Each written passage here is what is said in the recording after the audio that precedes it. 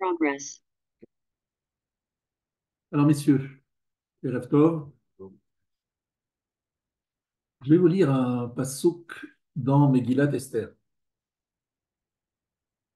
chapitre 9, verset 4. Ki gadol Mordechai bevet hamelech veshom'o holech bechol hamedinot ki ha'ish Mordechai holech vegadol. On va traduire ce verset 4 du chapitre 9. C'est que Mordechai était influent dans le palais du roi et sa renommée se répandait dans toutes les provinces, tant la personne Mordechai allait en grandissant. On est à la fin de Megillat Esther. Alors, de Shomro, c'est sa renommée. Shomea, c'est écouter, on entendait parler, il était renommé. Et nous allons lire maintenant un commentaire de, du Midrash, qui est très très intéressant en ce qui me concerne. Chez Yatsa Monitin Shelo Baolam. Arbahem Chez Yatsa Lahem Monitin Baolam. Donc il y en a quatre personnages dont la renommée a littéralement été universelle. Abraham, Ve'esra le Goy Gadol. יצא לו מוניטין, מהו מוניטין שלו? זקן וזקנה מכאן, בחור ובתולה מכאן. Je vais vous apprendre quelque chose, je pense que peu de gens ici savent. C'est qu'en fait, Abraham a frappé une monnaie, matbea, une monnaie.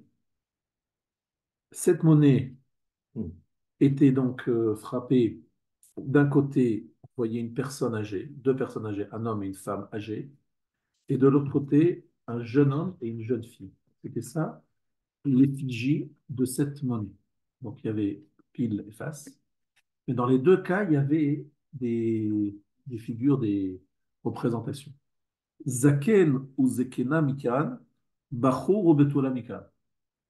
Donc une personne âgée, homme, et une personne âgée, femme d'un côté, un jeune homme et une jeune fille de l'autre côté.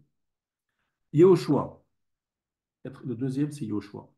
Vayi Hashem et Yehoshua, Vayi Shom'o bechol haaretz. On vous parle encore une fois de la renommée de Yehoshua dans le chapitre 6 du livre de Josué. Yatzalo monitin baolam, shor mikan ou re'em mikan. Un taureau d'un côté et l'effigie, c'était le côté d'un re'em. Re'em, c'est un animal extrêmement puissant qui ressemble un petit peu à une licorne. David, lui aussi, une monnaie. On parle des monnaies. Yatsa Shem David bechol haratzot. Le nom de David est allé dans tous les pays. Il a une renommée mondiale. Et il a fait donc une monnaie qu'il a frappée d'un côté d'un bâton et d'une besace, et de l'autre côté d'une tour, d'un palais en fait. Ir David, Migdal David. Mordechai, alors voilà, on arrive à ce verset que je viens de lire.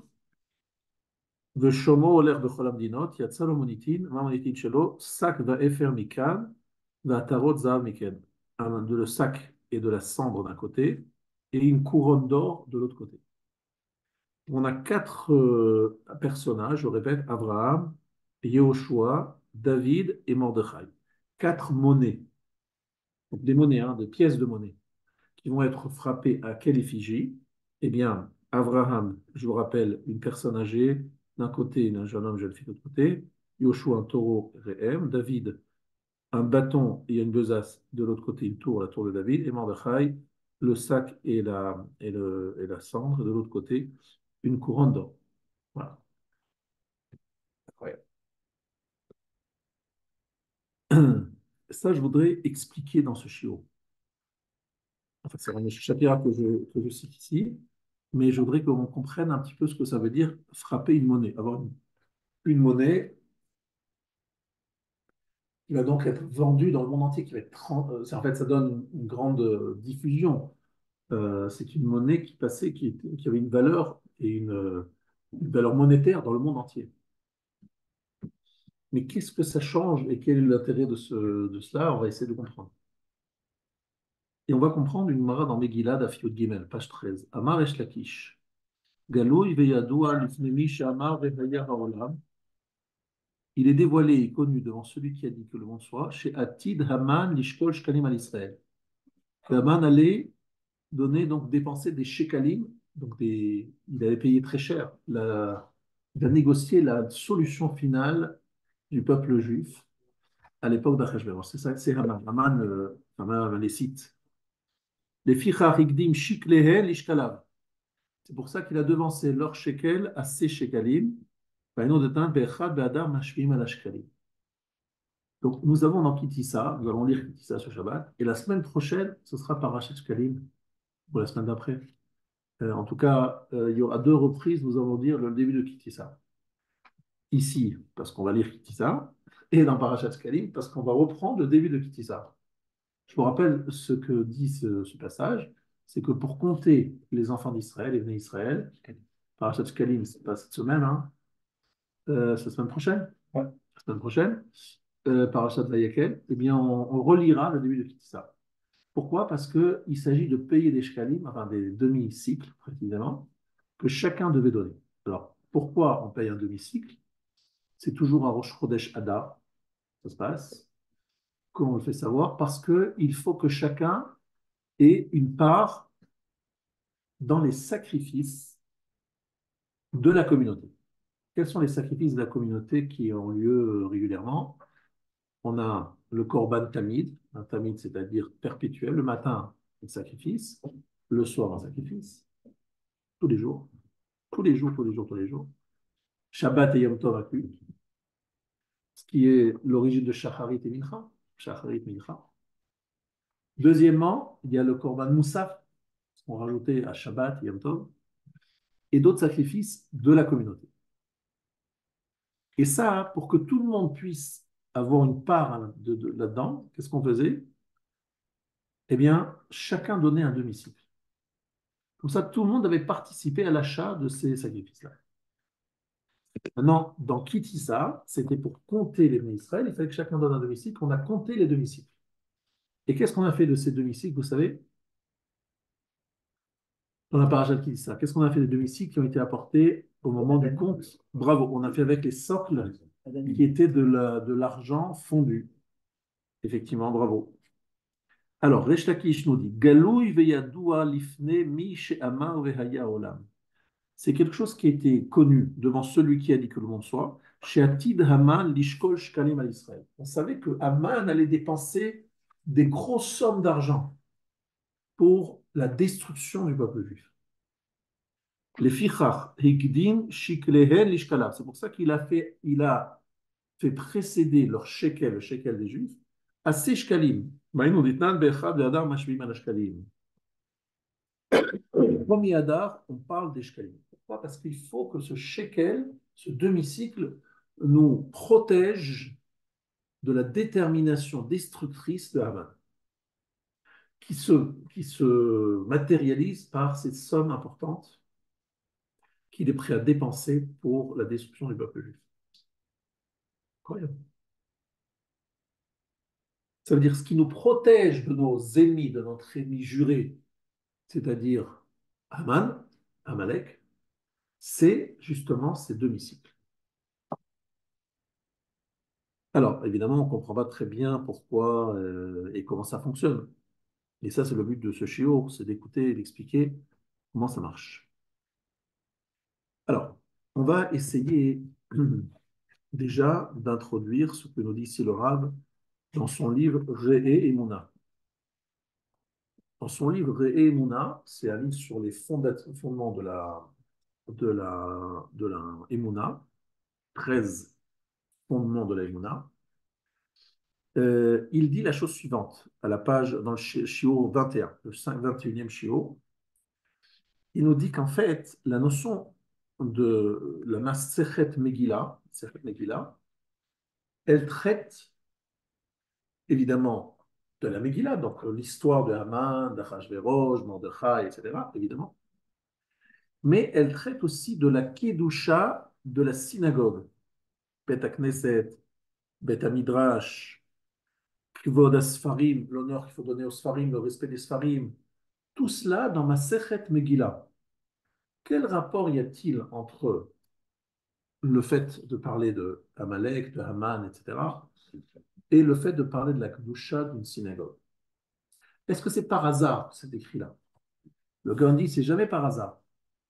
Quel est le rapport? Et le Rav nous dit quelque chose d'extrêmement intéressant qui est lié à la paracha de Vayetze. Lorsque Yaakov fait son rêve, là-bas le Maharal l'explique longuement, mais c'est une évidence, Yaakov, il accède à une dimension qui s'appelle la Kedusha.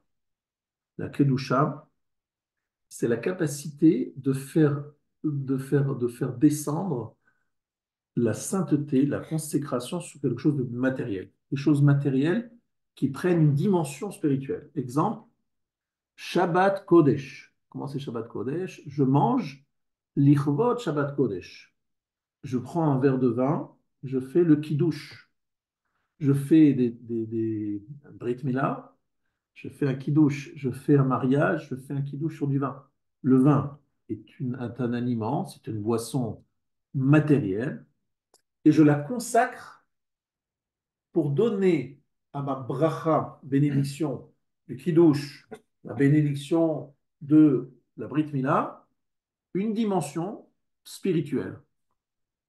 Je prends une nourriture qui est le vin et le pain pour le Shabbat, pour être Mekadesh, les sanctifier, l'Ichvot Shabbat Kodesh. Lechem apanim, les pains, sont consacrés, les pains qui étaient sur la table. Mais par exemple, si quelqu'un étudie toujours sur une table, qui est matérielle, il étudie sur la table, il fait Effectivement, entrer la spiritualité dans la la matérialité. table qui est consacrée à l'étude, D'accord. le Hechal, le Arona Kodesh, dans lequel on met le Sefer Torah, déjà le parchemin, l'encre du Sefer Torah, la synagogue tout entière. Le rôle d'un juif, c'est justement de dire le monde matériel et le monde spirituel, il faut absolument qu'ils se rejoignent. C'est très intéressant parce que dans le monde chrétien, c'est beaucoup moins présent, cette dimension-là. Dans le monde chrétien, on fait plutôt une séparation entre ce qui est kadosh et ce qui est matériel. C'est antinomique, c'est opposé. Sauf l'Eucharistie, comme près Voilà. le truc du Christ. Voilà, ils essayent à un moment, mais mais dans les Oui. maisons, non. Dans les maisons, il n'y a Oui, pas de c'est symbolique sanctification. du corps du Christ. Voilà. C'est mon sang, manger c'est mon corps. Donc, c'est quelque chose qu'ils ont du mal à percevoir. Nous, par exemple, le mariage, c'est un moment de grande kedusha, alors que c'est un moment de relation sexuelle et charnelle. On considère ça comme un grand moment de kedusha. C'est le moment de kedusha. Dans le Kodesh HaKodashim, il y a deux kérouvim, deux chérubins, donc un qui est le visage d'une jeune fille, et l'autre d'un jeune homme. Quand même assez incroyable. Donc, on compare d'ailleurs la relation entre un jeune fille et un jeune homme et celle de Dieu et son peuple. C'est tout ça, c'est ça. Donc, en tout cas, la notion de Kedusha, c'est qu'il y ait un lien, et c'est ça la notion du soulam de Yaakov. L'échelle de Yaakov, c'est justement le chibour, le liaison entre ciel et terre. Et Yaakov est le personnage, selon le Maharal, Atakadosh, Veshimcha Kadosh, Ugdoshim, c'est la troisième bénédiction, qui correspond à Yaakov. Vous savez tous, la première c'est Abraham, la deuxième c'est Yitzhak, la troisième c'est Yaakov, c'est Kadosh, Kadosh. Peut-être on avoir la notion de Kedusha. Pourquoi? Parce que Yaakov, c'est celui qui a le plus, qui a accédé à ces dimensions de Kedusha. Et donc, ce lien entre ciel et terre, que l'on appelle la Kedusha, eh bien, c'est exactement ce que Amalek conteste, et sur contre cette chose-là, il est à feu et à sang. Et d'ailleurs, on nous dit très clairement, En Hashem Shalem, ve'en Akise Shalem, ad sheimache zaro shalem Amalek. Tant que Amalek est présent, le nom d'Hachem n'est pas entier. Le trône céleste n'est pas entier. Yad al keska milchama la Hashem Amalek. Kes, pas qui c'est. Yudke, pas Yudke Vavke. Tant qu'Amalek est là, on n'arrive pas à faire le chibour, le liaison entre ciel et terre. Et d'ailleurs, le Vav est l'élément de liaison. Donc Yaakov est appelé Kadosh, et Esav, c'est exactement l'antithèse, l'anti-Kadosh. Il fait la guerre à cette dimension de Gdusha. Est-ce que c'est clair? C'est clair? La Masechet Megillah parle de quoi? La Masechet Megillah, elle parle de quoi? Elle parle d'Amalek, puisqu'elle parle de Haman. Oui. Et de quoi parle-t-elle? De la Kedusha de la synagogue, de la Kedusha du Sefer Torah, de la Kedusha Donc elle est vraiment, elle oppose, elle met ensemble celui qui combat la Gdusha et et nous qui parlons des dimensions de la Gdusha. Donc c'est très intéressant de voir ce lien, Chibur Shamayim Vaaretz. Maintenant, c'est pour cela, donc dans ma Sechet Megillah, on met ces deux éléments ensemble. Et là, nous allons découvrir quelque chose que le Rav écrit dans ses. Dommage, c'est de lui, c'est son chiot. Je voudrais vraiment que vous compreniez bien ce qu'il dit ici, parce qu'il y a le secret de la façon dont il faut se battre contre l'ennemi d'Israël, l'ennemi absolu, l'ennemi total. C'est qui? C'est Amalek. Comment est-ce qu'on arrive à se protéger et à avoir raison, à avoir gagné la guerre contre cet ennemi total qui est dans là. Alors, il y a une chose très importante qui est ce qu'on appelle Matbea Shel Esh. Alors, d'abord, le Rav nous rappelle quelque chose de très important. Trilat atrilot le chol aliyah ibi ratson hatov, ratson hatov. La bonne volonté, l'envie, le ratson hatov. Voilà les mots que le Rav utilise. Pardon? L'envie du bien, d'installer le bien. Alors, le ratson, je vais essayer de l'expliquer à travers une Gemara dans Souka et dans Chagiga. On nous dit la chose suivante: Ma yafu pe'amayich bane alim bat nadim. Ça vous dit quelque chose ce verset? Oui. Shir HaShirim. Shir HaShirim, bravo. Chapitre 7 de Shir HaShirim. Ma yafu pe'amayich bane alim bat nadim. Est-ce que vous savez traduire ce verset? On le dit chaque vendredi soir. Quels sont. C'est la paracha de Kitissa, c'est pour ça que c'est très intéressant, on va en parler dans Kitissa aussi. Ma yafu, comme elles sont belles. Non? Alors, il y a un mot difficile à traduire qui est Pa'amayir Bane Alim. Et pas dans les sandales. Bravo, très bonne traduction.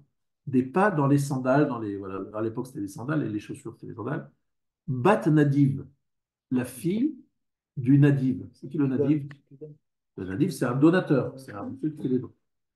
Explication de la Gemara. Bito Shelav. Alors, de quoi parle-t-on? On parle là-bas des Olé Regalim, ceux qui font les pèlerins qui se rendent à Jérusalem pour les fêtes. On s'appelle Aliyah la Régel. On appelle ça Regalim, c'est les fêtes, mais c'est aussi Régel, c'est les pieds. C'est le moment où il y a une Aliyah la Régel, c'est-à-dire des pèlerins qui viennent se rendre à Jérusalem. Et c'est pour ça qu'on parle des pas dans les chaussures. Et c'est la paracha qui dit ça à la fin. Elle parle des fêtes. Bito shel Avram Avinu, shenikra Nadiv. La fille d'Abraham, notre ancêtre, notre patriarche Abraham, qui est appelée Nadiv, Sheria Trila Lagerim. Pourquoi est-ce que Abraham Avinu est appelé le Nadiv?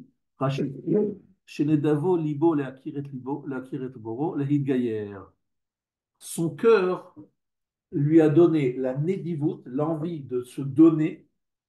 Comment est-ce qu'il s'est donné? Parce qu'il s'est converti. Il a adhéré au monothéisme en dépit de tout intérêt personnel. Au contraire, il n'y avait qu'à y perdre, lui, Abraham. Mais il était nadiv. Il a dit: je veux me donner totalement à mon Créateur. Cette nedivut, cette don de soi, on appellera plutôt en français le don de soi, c'est Abraham Avinu qui le représente, qui l'incarne le mieux, certainement. Abraham Avinu. C'est vraiment le don de soi total. Bon, d'abord, il s'est donné, parce qu'on on l'a jeté dans la fournaise ardente, quand même, pour ses croyances dans le monothéisme. Il était prêt à donner son fils, Yitzhak. Il est le nadiv, celui qui veut tout donner à Dieu, qui veut tout donner à Dieu. Ça, c'est Abraham Avinu. Et on parle des Juifs qui font leur aliyah la régel comme étant les filles, donc on parle de Knesset Israël, de l'ensemble de l'Assemblée d'Israël, qui sont les descendants d'Abraham, qui ont cette même envie de ce don de soi extraordinaire des projets. Vous voyez le lien de l'Agmara. C'est l'Agmara dans Souka, page 49, et dans Chagiga, page Gimel. Il dit: Tzad Arishon Baimuna, le premier pas dans la Imuna, Matril Ben Nidvat Alev Baratzonatov, par ce don du cœur. Je vous rappelle que le Mishkan est construit par cette notion de Nidvat Lev. D'accord? C'est écrit dans Teruma au début. Nidvat Libon Nedvel. On verra ça plusieurs fois. Le don du cœur. C'est-à-dire, en fait, c'est une envie qui vient de vos tripes, de participer, de donner, de prendre une part dans la construction du Mishkan. Si quelqu'un disait, voilà, qu'est-ce que je dois donner? Vous disiez, monsieur, vous ne nous intéresse pas. Qu'est-ce que je dois donner? Ne venez pas. Ne donnez rien, monsieur. Ce qui nous intéresse ici, c'est le don du cœur. Personne n'est obligé de donner. Vous voulez donner? Bah, au Vous ne voulez pas donner? On va pas vous obliger. Ça vient de venir du cœur. Midvatlev. C'est la condition pour construire le Mishkan. J'ai l'impression que personne n'a tort, il exprime spécifiquement ça parce qu'il y a une volonté de faire du bien derrière. Alors voilà, en fait, c'est ça qui est très intéressant dans cette définition. C'est pas gratuit. C'est un don, c'est une volonté de don sans le moindre retour. C'est vraiment une volonté de donner sans limite, sans calcul, ce qu'on appelle Nidvat Alev. Ça, c'est l'origine de la démarche d'Abraham Avinu. Et il est appelé le Nadivlev, c'est le premier guerre, le premier converti. Vous avez compris, une notion de converti à l'époque, c'est le premier à abandonner les idoles pour aller vers le monothéisme. Donc on ne parle pas d'une conversion comme on parle aujourd'hui, parce qu'il y a encore la Torah, mais c'est vraiment l'exemplarité du nadiv, de celui qui fait le don. Le don de tout. Le Rav Shimshon Aperlich a remarqué que, suivant sa mythologie de la philologie, que Nataf, la notion de suintement, Suintement. la Qui est aussi la paracha de Kitissa d'ailleurs. oui. non, il explique en fait, il tourne autour des lettres pour dire, ok, en fait, il y a un mouvement qui sort de l'intérieur. Donc, en fait, quelqu'un qui donne, c'est quelqu'un qui donne de l'intérieur. C'est cette générosité. Donc, il explique que la résine, Nataf, etc., c'est les mêmes racines. Ça tourne autour de ça. C'est cette idée qu'on a. En fait, il ne faut pas que ça vienne de la part le moindre calcul. Il faut que ça soit un don total. Ratson tov, je veux donner, je veux donner. Ça, c'est Avraham Avinu, c'est l'ahava, c'est l'amour sans calcul, sans limite, c'est un don total de soi. Ok, je pense que ça, tout le monde a bien compris. Maintenant, Amar Rabbi Meir. Donc là, je vous cite un Yerushalmi dans Shkalim, chapitre 1. Amar Rabbi Meir, Kemin matbea shel esh, otsi akadosh baruch hu mitachat kisek vodo. Donc, Akadosh Baruch Hu a fait sortir de sous son trône céleste une pièce de feu vers Aou le Moshe. Il a montré à Moshe, Amalo, Zeitnu, ka Zeitnu. Voilà ce qu'ils donneront, et de cette façon-là, ils le donneront.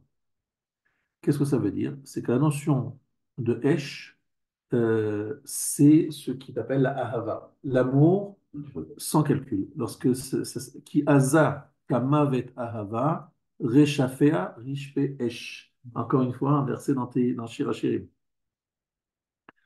Donc, on parle de l'amour qui est puissante et on parle du feu qui représente cet amour.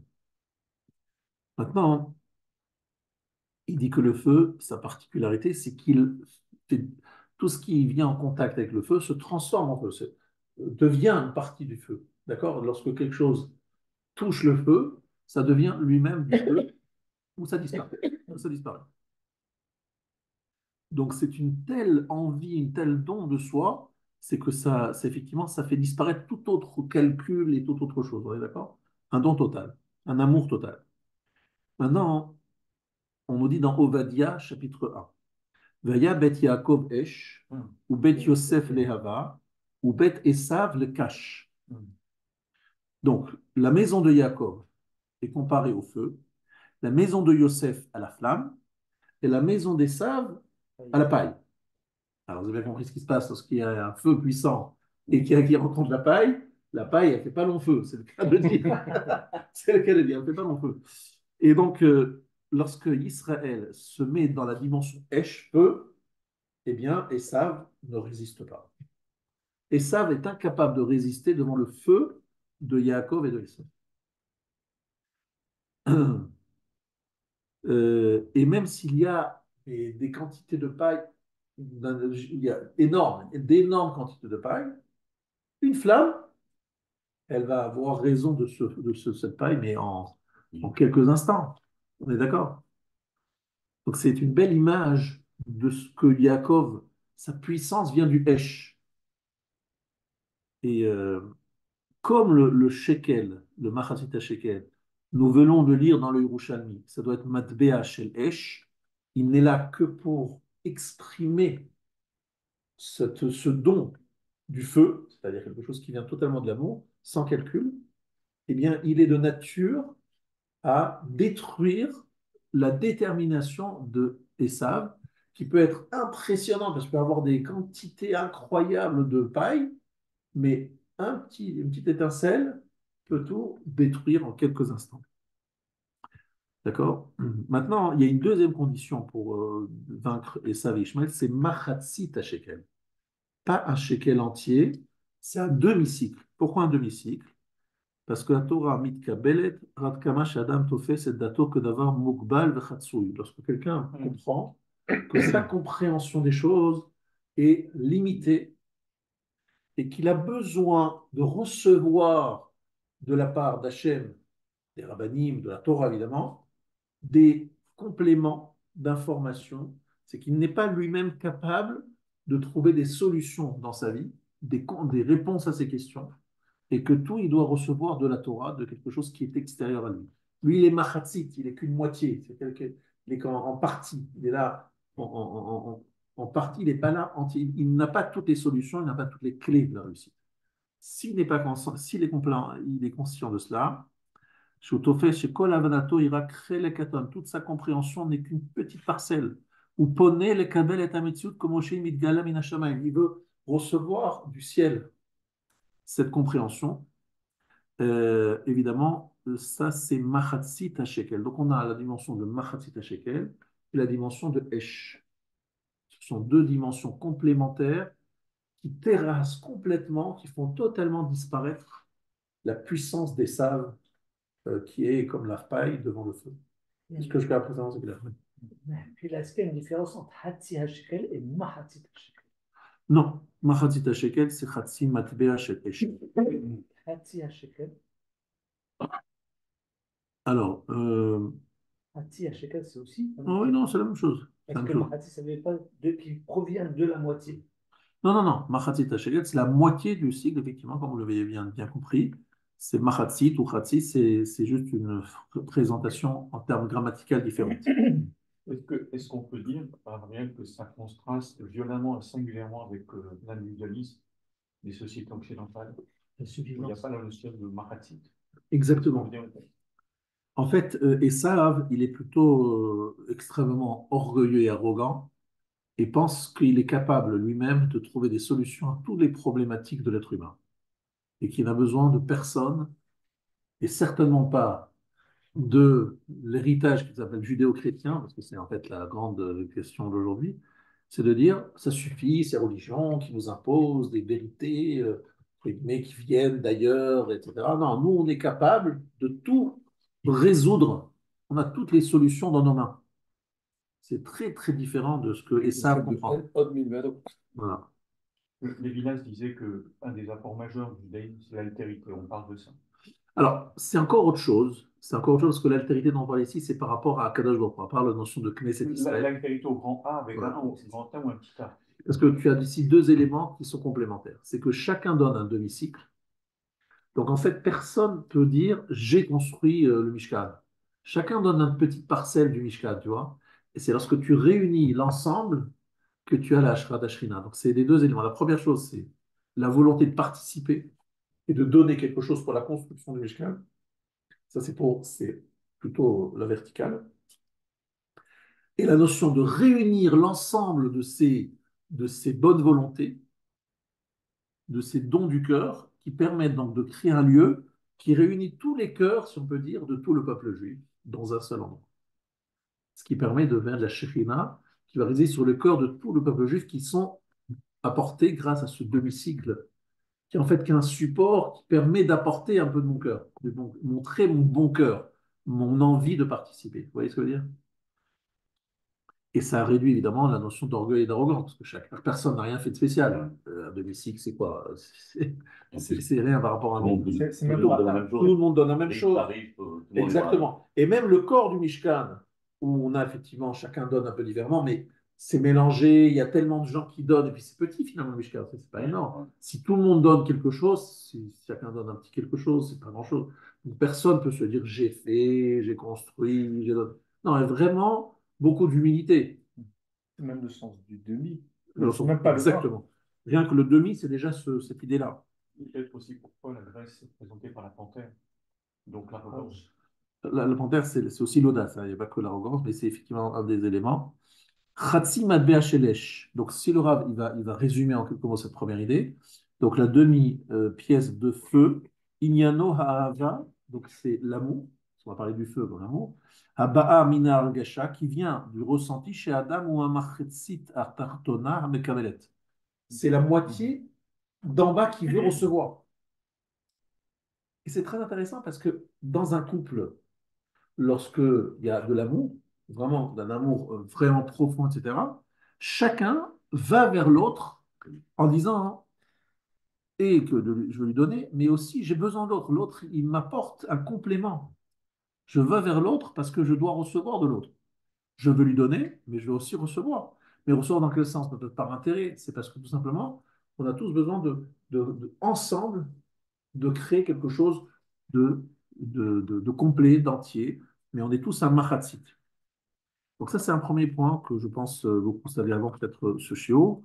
Maintenant, on veut dire des choses un petit peu plus mocholachot.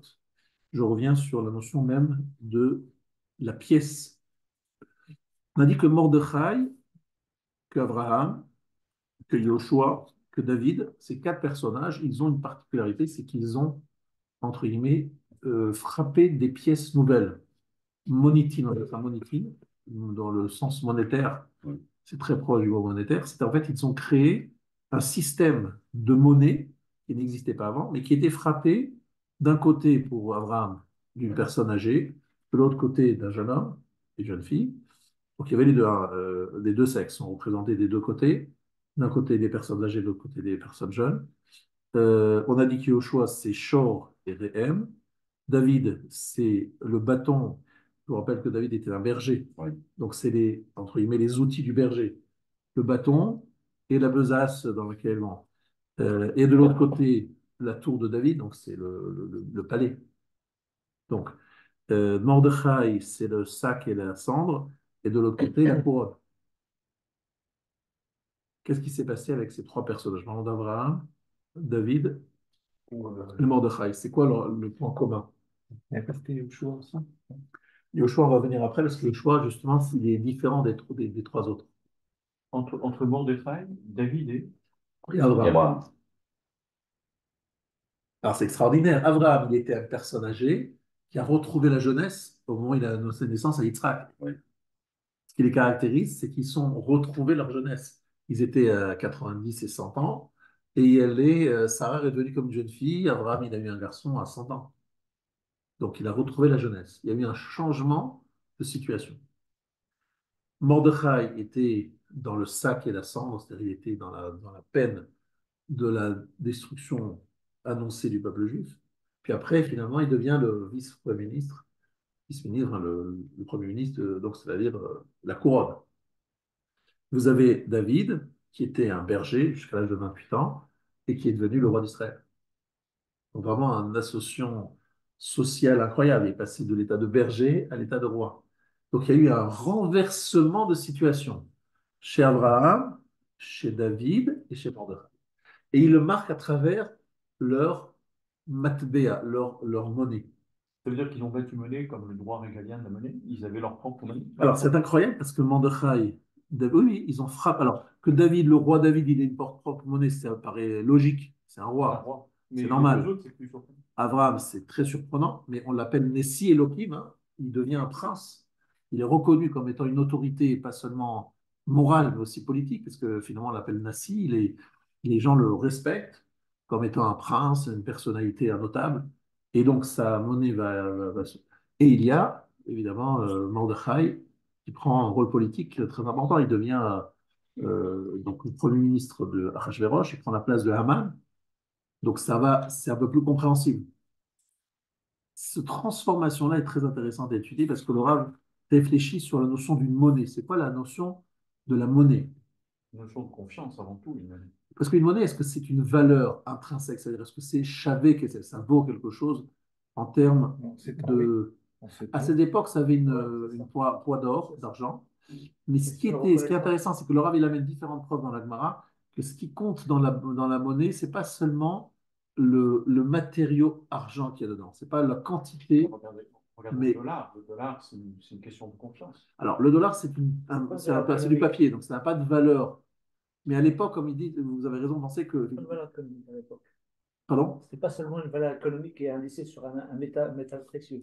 Il y a un métal précieux avec une vraie quantité C'est d'argent ça, c'est ça. dedans, Mais c'est pas le but. mais c'est pas ça le but. Voilà, on est d'accord. C'est ça. C'est surtout l'effigie. Exactement. Oui, oui. C'est l'influence, Bien sûr. c'est le réseau. Voilà, c'est le réseau, C'est- voilà, voilà. l'influence au réseau et la marque qu'il y avait sur cette pièce de monnaie qui lui donnait Et donc la sa valeur. reconnaissance. Donc la reconnaissance. Voilà, exactement. C'est très intéressant et D'accord. très très intéressant parce qu'en fait, En fait, le dans la ra- théorie des monnaies, c'est la confiance qui est très importante. exactement. C'est Ouais, c'est Ça fait la- qu'aujourd'hui, la les confiance, gens, là, enfin, le dollar est le dollar parce que les gens ont confiance à la puissance politique, la puissance militaire, et qui fait que c'est sûr, clairement, il y a une notion de psychologique qui est fondamentale, qui fait que si ça disparaissait, et en fait certains pensent qu'elle va disparaître sur des décennies, ben, par exemple, les États-Unis ne pourraient plus se financer. Ils ont un déficit abyssal, ils se financent grâce à la confiance. D'accord. Maintenant, il faut voir comment ça se passait à l'époque, mais ça ne doit pas être très loin de ce que tu décris. Simplement, ce qu'il faut savoir aussi, c'est que le Rav nous dit que les Juifs ont été vendus. C'est ça qui est très intéressant. Haman a donné de l'argent et les mots d'Esther, hein, c'est très intéressant. Moi, j'avais jamais fait attention, alors que franchement, on le connaît par cœur, ce verset. Mais regardez cette phrase d'Esther lorsque elle dévoile qui elle est, d'accord? Haman a rasé, c'est ça. Mais qu'est-ce qu'elle dit? Ish tsar ve'oyev. Voilà, Ishtsa Voyev. Mais elle dit une phrase que vous avez oubliée, enfin, que moi, j'avais pas, sur laquelle je n'avais pas vraiment, je n'étais pas arrêté, mais c'est le rôle du Rav. Ah oui, quand Chapitre il 7. m'a vendu avec ma. Nimkarno Un Iranien. ani ve'ami. Nimkarno. C'est quoi cette phrase? Nous avons été vendus. Cette phrase, nous avons été vendus, moi-même et mon peuple, pour être détruits, exterminés, anéantis. C'est ce que le Rav, comment il comprend ça? Nous avons été vendus. C'est qu'en fait, Trahi ou payé. non, non, oui, non, c'est pas dans le sens C'est ça. Justement, donc on peut comprendre, voilà, vendu dans le sens Non, mais c'est failli. trahir Non, ou non, payer. non, mais c'est pas l'idée que le Rav retient, non, pas du tout. Lui, il veut dire qu'en fait, on a été vendu, ça veut dire en fait, on nous a dit, voilà, vous, entre guillemets, le peuple juif a été vendu, et c'est une valeur Était objetisé. objectisée, exactement. Et c'est Objectisée. pas une soumission. Mais lui, il dit que c'est même quelque chose de définitif. C'est-à-dire que Haman dit, le peuple juif vaut, c'est assez radical, mais c'est cette quantité d'argent qui est vraiment important, mais c'est quoi par rapport à Mechira Chala? Cette vente est tombée, elle a fonctionné. Nechtema betabat hamelech, le roi, il a signé. Donc il a dit, oui, oui, je vends le peuple juif. Haman a acheté le peuple juif en disant à Achashverosh, je te l'achète, et on le détruit. Incroyable. C'est pour ça que les cycles ont été mis en place au moment de la construction de Mishkan pour contrecarrer ça. J'ai eu des commentaires sur ça. Justement, alors, B'ma'arachat ha'erer shel hashuk, par rapport à la valeur, entre guillemets, de la bourse de l'époque, Anu chasre erer. Nous n'avons aucune valeur. Kvar nimkarn. Nous avons été vendus. Comment Shabalama? Arbe yoter me'ashivushenu shilem la vie el gizeh melech. Il dit, bon, en fait, j'ai dû payer très cher, dit-il. Mais c'est dingue, c'est de transformer un peuple en de l'argent. Non, mais plus que ça, c'est que quand tu achètes un actif, tu dépenses de l'argent, mais de l'autre côté, tu as un actif. Donc, ça s'annule. En gros, tu fais un échange. Mais là, Voilà, pas du tout. c'est- C'est-à-dire que tu prends une valeur que tu vas détruire derrière.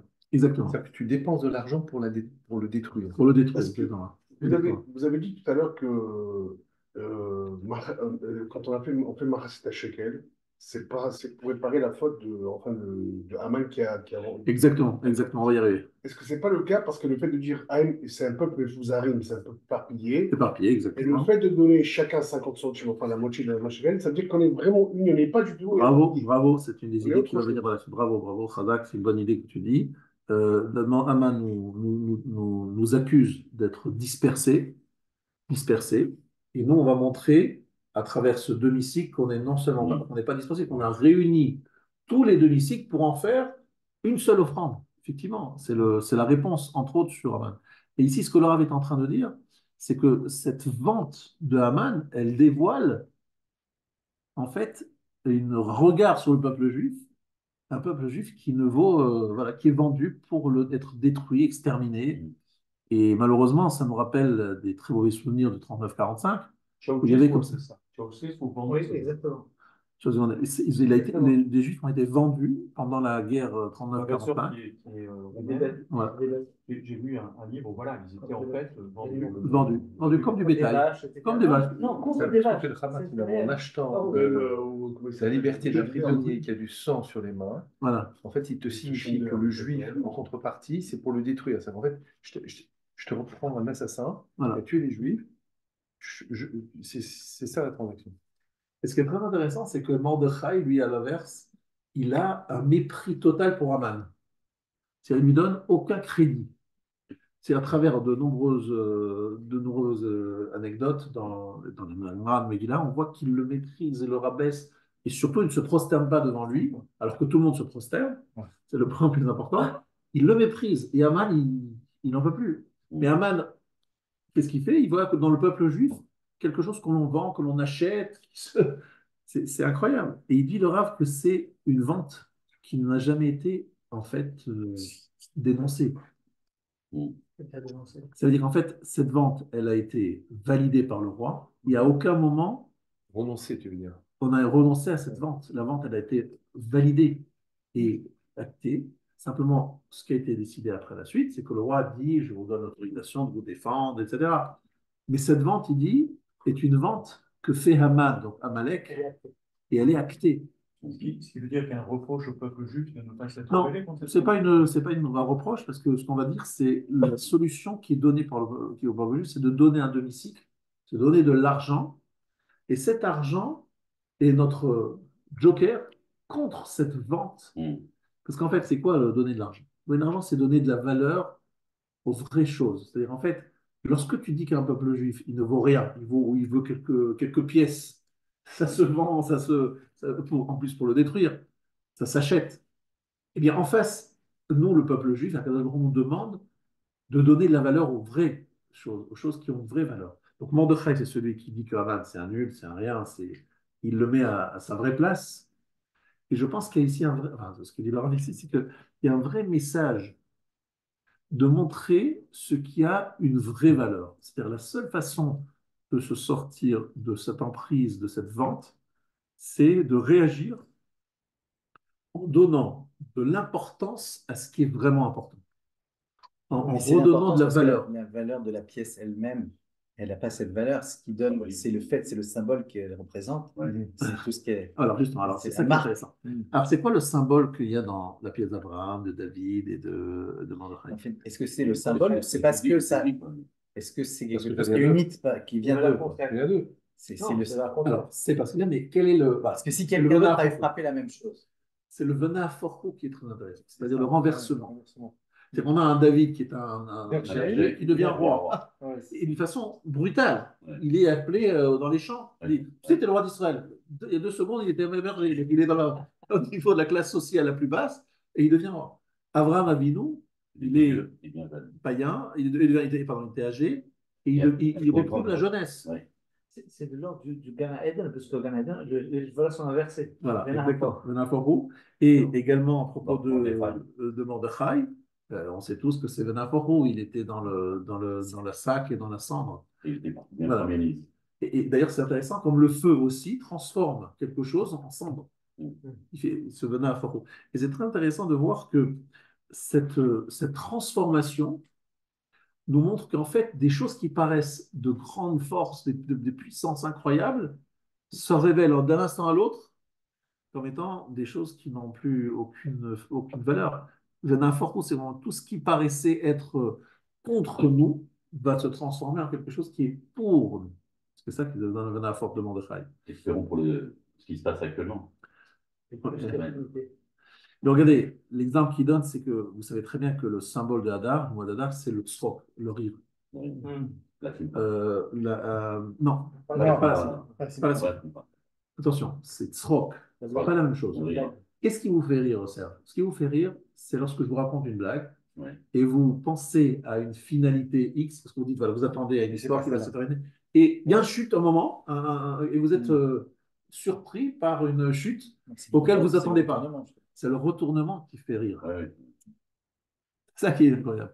Donc aujourd'hui, vous avez le monde entier qui est contre Israël, C'est fou. et donc d'une façon incroyable. Incroyable. Et nous, on est capable de dire non, non, non, mais rira bien qui rira le dernier, vraiment cette phrase. Rira bien qui rira le dernier. Yitzhak, c'est un futur. Ouais. On rira bien qui rira le dernier. Aujourd'hui, vous regardez les peuples juifs comme des génocides. Un génocide, c'est intéressant, ce qui passe Ouais. à La Haye. On accuse le peuple juif de génocide. C'est quelque chose Ils oublient les détails, ils oublient d'incroyable. qu'ils Non, mais prennent enfin, la tête avec ça. mais c'est même pas d'expliquer, c'est juste une folie. Et on est obligé de se défendre. Et en fait, c'est un troc, c'est quelque chose d'incroyable, mais qui doit nous inspirer un rire quelque part de gens qui en sont capables de prendre la distance par rapport aux choses. Ne pas se laisser entraîner par le côté, on va dire, angoissant dans lequel nous nous trouvons, et capable de se dire tout cela, en quelques instants, en une seconde, tout peut se renverser et tout peut changer, et le peuple juif qui paraît condamné va s'en sortir, etc. C'est cette force du peuple juif de rire dans les situations les pires. Et juste que vous sachiez, par exemple, le mois de Nissan, c'est sur la parole, parce que c'est Pessah, etc., la parole. Mais le mois de Hadar, c'est le rire. C'est le rire dans le sens que j'ai expliqué là maintenant. Mais on peut rire parce qu'on a laImouna, on sait qu'Akadol Borou va nous transformer, quoi, cette situation. Exactement. Ce qui nous paraît être une très mauvaise nouvelle va se transformer en quelque chose d'autre. Donc, en fait, on veut nous dire que la pièce de Haman, les valeurs auxquelles parce que la pièce, c'est un exemple, mais c'est pas à prendre au pied de la lettre. C'est-à-dire que les pièces représentent les choses qui ont de la valeur. Comme vous avez dit, c'est quoi une pièce? C'est quelque chose auquel on donne de l'importance. On a parlé, par exemple, du dollar américain, ça, c'est bien dit. C'est la confiance qu'a le peuple, le monde entier, dans l'économie, la force militaire, etc., et l'industrie des États-Unis. C'est ce qui lui donne à cette monnaie toute cette puissance. On est d'accord? Si vous avez un pays franchement, un pays comme par exemple au fin fond de l'Afrique, un pays très pauvre, sa monnaie, elle n'a pas beaucoup de valeur. Pourquoi? C'est un pays auquel on n'a pas confiance. Et c'est très intéressant de voir que cette notion de confiance, de valeur, c'est ça le sujet de Mahatit HaShekel face au Shkalim de Haman. Haman dit le peuple juif, mais ça vaut zéro, ça se vend un peuple juif, ça s'achète. On peut acheter des hommes, on peut en faire des choses qui se vendent, qui s'achètent, comme ça c'était pendant la Shoah. Et d'ailleurs, le compte en banque en Suisse de Hitler, Marshal Zéro, c'était sous le nom de M. Haman. Vous savez ça? Ah, ouais. Oui. Le compte en banque Incroyable. de Hitler, Marchemont, à Zurich, c'était sous le nom de Haman, Monsieur Haman. Incroyable cette Je ne histoire. sais pas s'il y avait un H. Mais quelle conscience, Je ne sais pas si c'est avec un H ou sans H. quelle conscience de son rôle qu'il avait. Non, mais c'est Mais il se incroyable. prend pour Haman, c'est extraordinaire.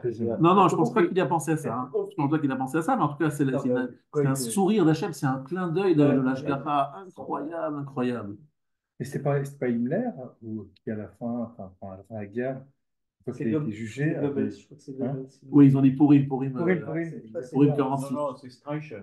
C'est Ouais. Julius Streicher qui a dit Purim. Juste avant sa pendaison, il a dit c'est Pourim. Julius Streicher, Ouais. qui en fait avait une collection d'ouvrages incroyables. Ouais. Il connaissait l'histoire de Purim et quand Voilà. il a vu ce qui est arrivé, il a tout de suite compris que c'était Purim. Donc, on connaît aussi ce Torah qui se lui dire qu'il y a eu 10 hommes pendus comme les 10 fils de Haman. Il devait y en avoir 11. Il y en a un qui s'est suicidé juste avant. Il y en a eu 10. Voilà, qui s'est suicidé dans sa cellule. Donc, il y a eu... Goebbels qui a pris la cellule Voilà. et Streicher qui, au moment de la potence. Voilà. Moi, ça m'a fait aussi réfléchir parce que je me rappelle comme si c'était hier. En 91, on a dansé le jour de Purim. Ah oui. Pour la fin mené, de la guerre d'attaque des Scouts contre Israël, qui venait de Bagdad, encore une fois, de l'Irak, l'Iran, envoyé par Saddam Hussein. Ouais. Et ça s'est arrêté le jour, je me rappelle comme si c'était hier, on a dansé le jour de Purim parce que c'était la fin de l'attaque de l'Irak contre Israël. Et il a été pendu. Et Il a été il paraît que c'est pendu. marqué dans une Guémara. Il a dit qu'à l'époque, quand j'avais la guerre, il a dit ça va s'arrêter pour lui. Ouais. Incroyable. Voilà, donc c'est incroyable Ouais. ce qu'on voit. En tout cas, cette notion de valeur, etc., c'est très intéressant parce qu'en fait, on est en train de parler du Beth Knesset dans Megillah, de la valeur des choses. Un Beth Knesset, c'est quelque chose qui a de la valeur. Un Sefer Torah, c'est les Sfarim ont de la valeur. Où sont les choses qui ont une vraie valeur face à la vente de Haman, qui finalement nous dit les Juifs, ça se vend, ça s'achète, c'est un peuple qu'on peut négocier entre guillemets avec de l'argent. Et nous on dit, mais non, nous devons donner de l'argent pour acheter les corbanotes. On doit donner de l'argent pour construire le Mishkan. C'est-à-dire que l'argent, son but, c'est de montrer la valeur, mais la valeur de quoi? Des choses qui sont kedoshim, qui sont consacrées. C'est ça qui a de la vraie valeur. C'est ce qui est kadosh qui a de la valeur. Or, Amalek, je vous rappelle depuis le début du show, je vous dis que ce qui le dérange, c'est la notion de Gdusha. Il conteste cette notion de Gdusha. Donc, on est vraiment dans cette opposition entre ces deux approches. Mais ce qui est pas intéressant, c'est le Nahafort.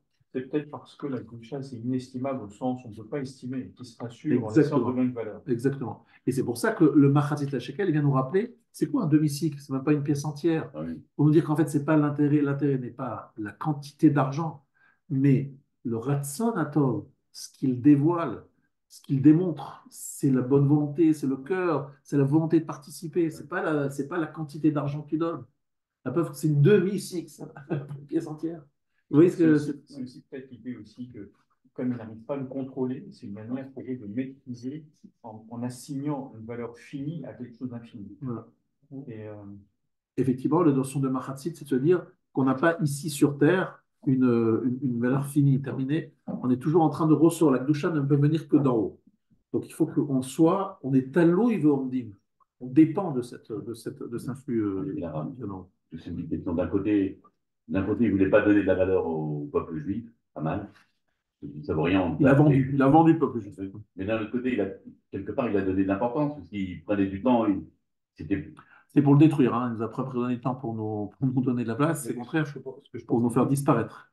Il voulait nous attaquer. En même temps, en faisant ça, il signifie l'importance Exactement. d'avoir à nous détruire. ouais. Quelque part, donc nous étions quelque C'est vraiment pas valeur. La choix, finalement, cet acharnement contre le peuple juif dans toutes les générations lui donne une valeur inestimable. montre combien le peuple juif est important, parce qu'on s'acharne autant à nous Sinon, détruire. on s'intéresse pas. Voilà, sinon Oui. on n'a pas de. Non, mais on va aller un peu plus loin. Nos Je ennemis traduirai ont la de prochaine valeur fois, parce ça. qu'ils nous haïssent. Bon. Je te fais de la traduction.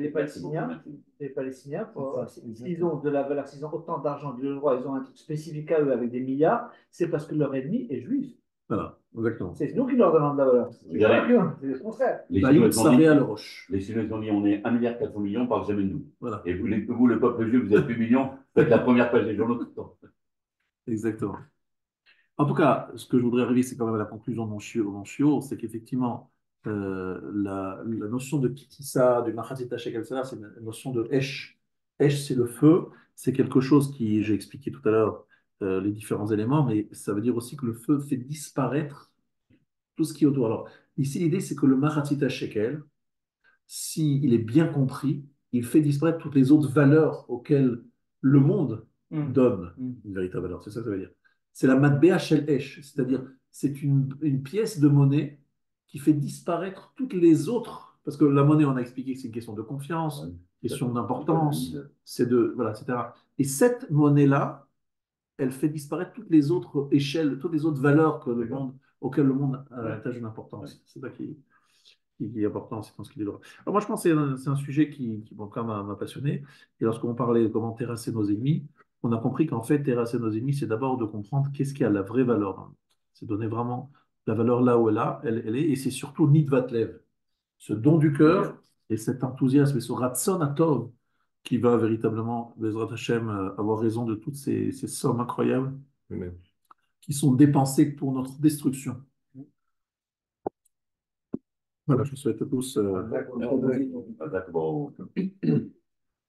Et on est.